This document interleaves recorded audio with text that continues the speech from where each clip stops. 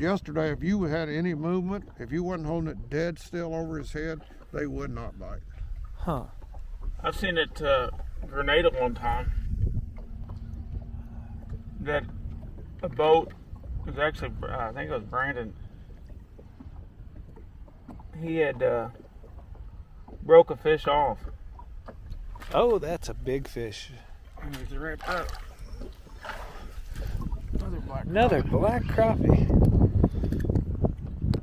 Talk about good eating fish. If we've been keeping fish today, we'd have a good meal. Yes, we would. Isn't he pretty in the sun? Oh, he is pretty. Look at that. Beautiful fish.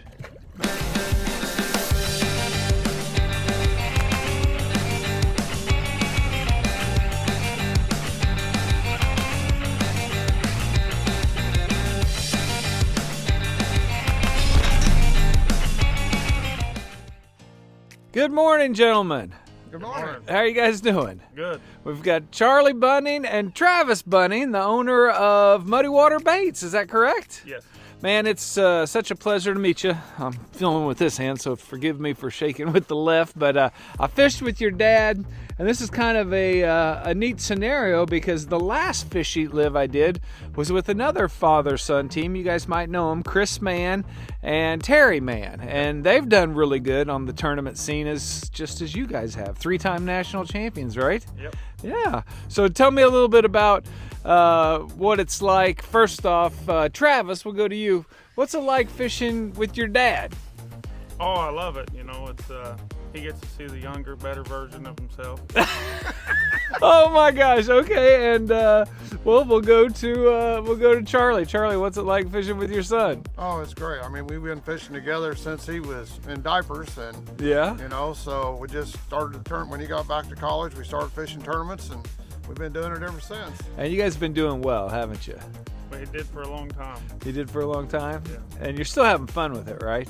Oh, yeah, for sure. So we're fishing Truman today on Veterans Day. First and foremost out there, all veterans and active serving military, we thank you guys so much for everything that you guys do that allows us the freedom here in America to do whatever it is you do. And today we're out here, beautiful November day. It's sun up, and Charlie's brought us to a boat ramp that is just a road that ends in the water. This is kind of a local secret. Yeah, kind of. I mean, all the locals know about it, but Yeah. it's not on your maps. Yeah. Anyway, it's a beautiful day. I'm anxious to fish with you guys and find out more about your relationship and your success. And Travis, maybe we can talk about your business a little bit and find out where people can pick up some of these great muddy water baits where you can basically utilize different styles and different techniques with all your baits and put some fish in the boat. Am I right? Yes. Yeah. All right. Well, let's get out there. Thank you guys.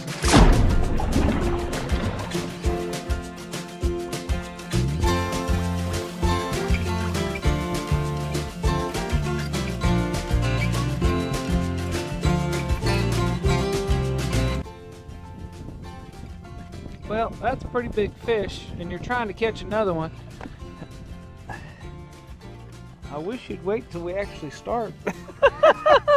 I guess you are started. I'm the one waiting, huh? Great fish. Nice 13.5-inch crappie.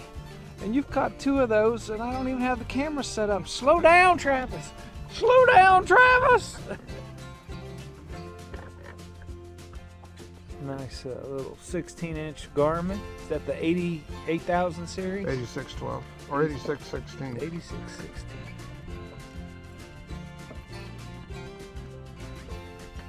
Uh-oh. He got it. Boy, when he saw it, he went nuts, didn't he? That is a big Truman crappie there. Whoa, look at the colors on that fish. Hopefully they'll be bigger here before long. Beautiful.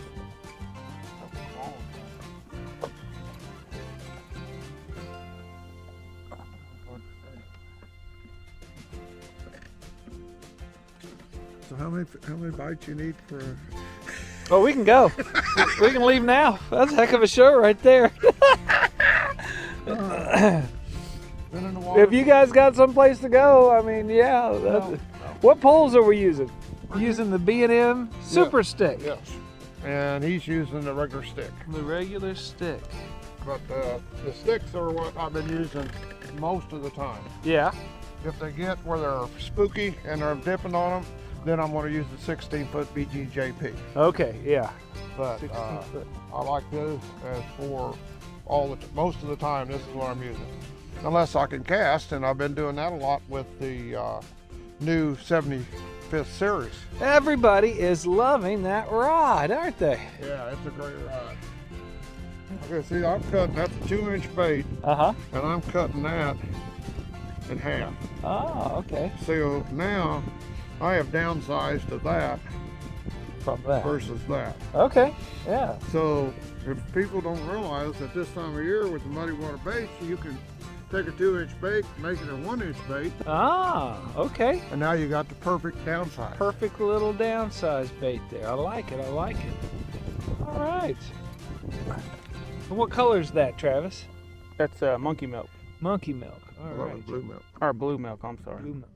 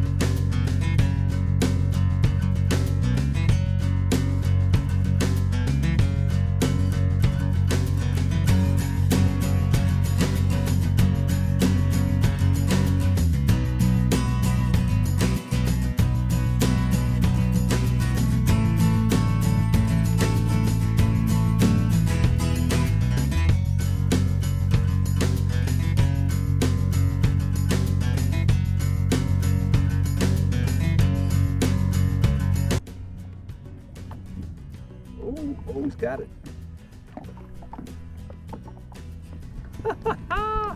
Travis, you really truly kind of utilize, tell me if I'm wrong on this, you kind of utilize your rod and your bait and your line and everything almost as a extension of the boat, the way that you're pushing the baits up with the trolling motor or letting them drift back, whatever the case may be. Is that a fair statement? Yeah, I think anytime somebody wants to go from a certain level of fisherman to the next level of fisherman, it comes down to boat control as much as anything. Okay. If you can't control the boat, you can't control the bait. You know, Right. And that was as much or a bigger factor even before Livescope even come out. You know, when we were pushing 8 rods up through here, it'd be able to take 16 hooks and push them through timber like this and you know, push through this whole thing and never lose a jig. Yeah. I've seen more and more people having numerous poles out pushing, you know, into brush piles. Stephen Abernathy with the Driftmaster team. Brian Fondal, they're all utilizing Livescope with a multi-pole setup. We did do it for a while. Yeah. It was just hard to leave spider rigging and get on board with only single pole. And which, I mean, we started off single pole fishing only. It's, you know, was still, even through all the success of spider rigging, I mean, I think we both still loved setting the hook, you know, and feeling the thump. There was a good one in there from a different angle.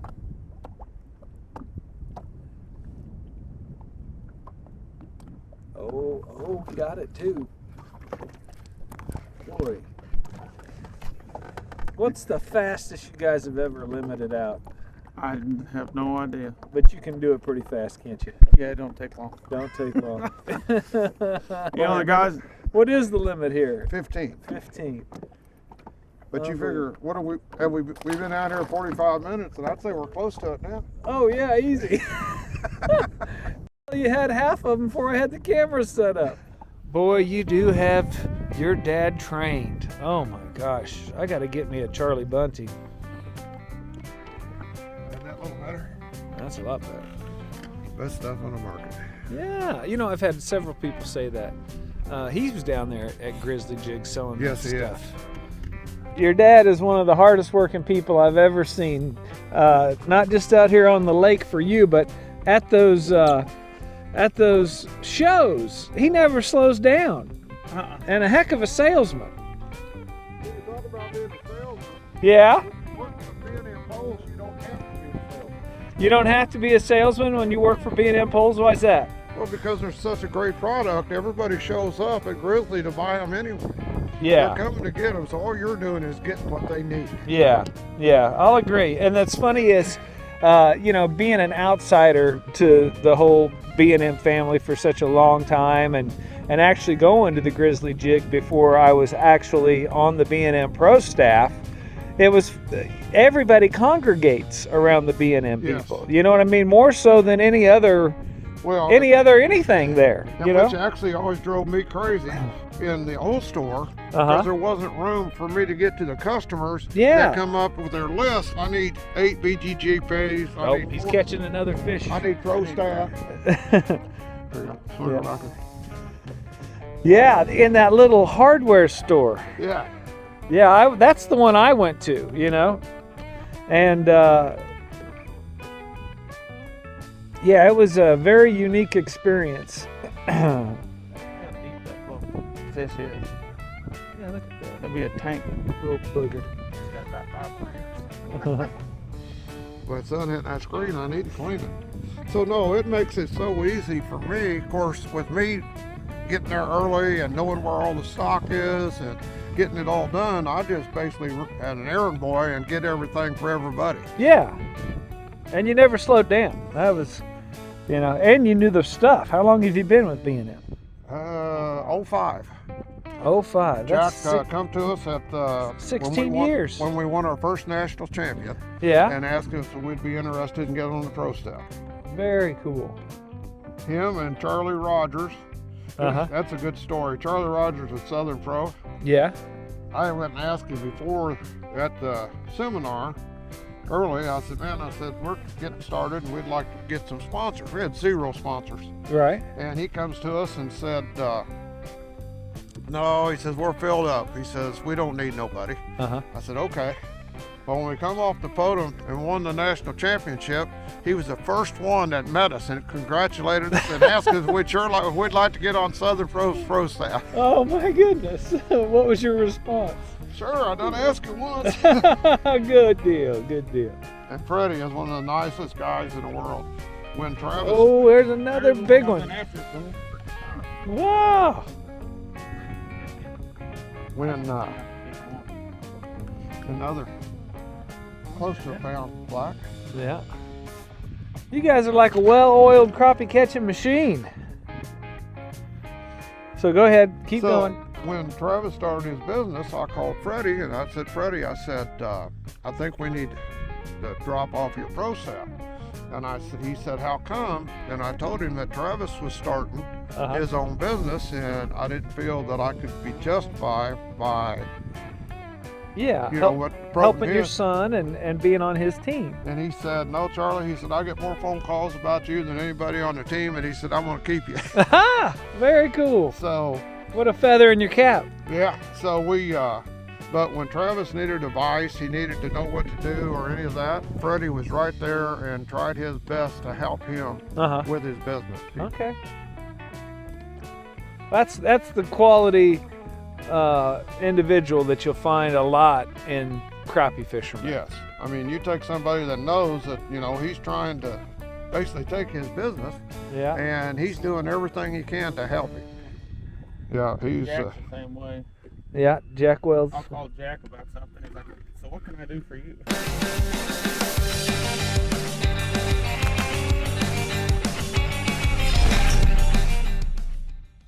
Power pole charge. And who told you about that? Well, we're on the Power Pole Pro Staff. Okay, so you know all about this stuff. This is the charge right here. And power pole charger. And it distributes, so all your batteries are tied into that, right? Yeah, so that's just a normal charger. So you've got the one lead that's going to your cranking battery. And then it's set up like a 30, you can set up 24, 12, 36. But with this one, I've got it set up at 36. Yeah. So I've got it running, it's charging all three, but this is smart enough that it knows what needs the most charge. Really? Yes. How much does that cost? $12.99. Like $1,200. $1,299. But worth it because you don't have to manage batteries No, anymore. never again. That might be a great option to lithium because some of them lithium batteries are $1,200 each. Yes. Okay, so it's sending 0.9 volts from the trolling motor batteries into the cranking battery. Okay. Okay, so now let me start this motor Okay. and watch this.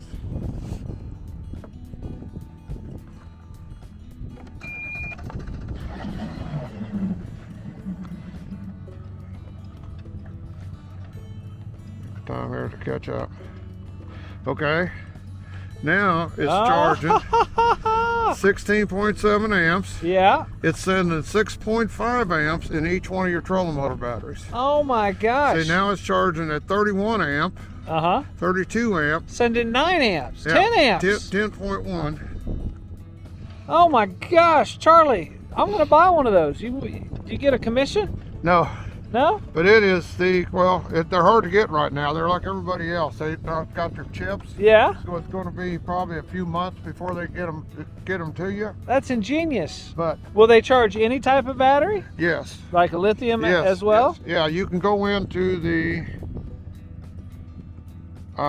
settings, and then you set up what kind of batteries they are. Wow. See whatever you want. Wow, that is ingenious. And it's a 4-bank charger. It's anywhere from up to, actually you can put 5. 5. Because Okay. you can put a battery in parallel with your cranking battery. Okay. So now you're running 5. I got you. But I did that with the last boat, but there's really no need to. What a great tip. Thank you. Because you can sit here with this and Charge your battery. If you're running low on battery, Yeah. just start the motor and let it idle for 10 minutes and you're ready to go. Very cool. Very cool. When we was fishing Table Rock, we was running 45 miles one way. And by the time that we got back, I'd get back to the room and plug it in and it showed 100% charge. Because it charged while you were driving the boat. Yes. Unbelievable.